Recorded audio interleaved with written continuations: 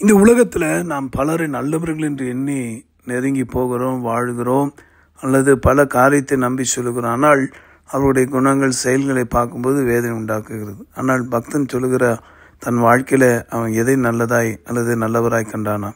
சங்கீதம் 118:1. கர்த்தரை துதியுங்கள், அவர் நல்லவர், அவர் கிருபை என்றும் உள்ளது. அன்பானவர்களே, மனுஷர்கள் இன்றைக்கு எதிர்பார்த்து கொண்டிருக்கிற அனைத்து காரியங்களிலும் தோல்வி, ஏமாற்றம், பொல்லாப்பு நிறைந்திருக்கு.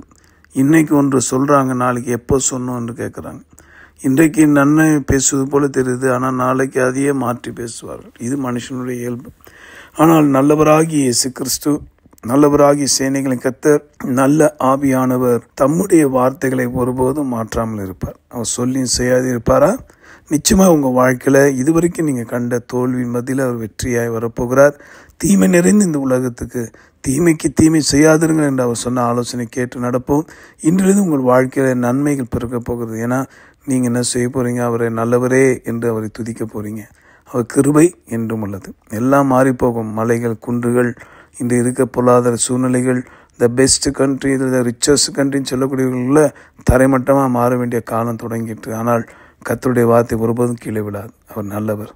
இஸ்ரவேலுக்கு அவர் நல்லவர். சுத்த இருதயமுள்ள இஸ்ரவேலுக்கு அவர் நல்லவராக இருக்கிறார். கேளுங்கள், நல்ல இருதயத்தை அவர் தருவார். ஜெபிப்போமா? நன்றி ஆண்டவரே, எங்கள் இருதயத்தை காண்கின்ற கருணாமூர்த்தியே, சுத்திகரியும். நல்ல இருதயத்தை தாரும், சுத்தமுள்ள இருதயத்தை தாரும். இந்த வார்த்தையின்படியே உம்மை துதிக்க, ஸ்தோத்திரிக்க கற்றுத்தாரும். மனுஷர்களை நம்பி உலகத்தின் பொருள் மேல் நம்பிக்கை வைத்து ஏமாந்தது போதும். அப்பா, உம்மை நம்பி வளர கிருபை தாரும். ஜீவாதிபதி இயேசு மூலமாக வேண்டுகிறோம் நல்ல பிதாவே, ஆமேன். உங்களுக்காக திருப்பி நின்று ஜெபிக்கிற உங்கள் அன்பு சகோதரன் Mani Iyer. God bless you.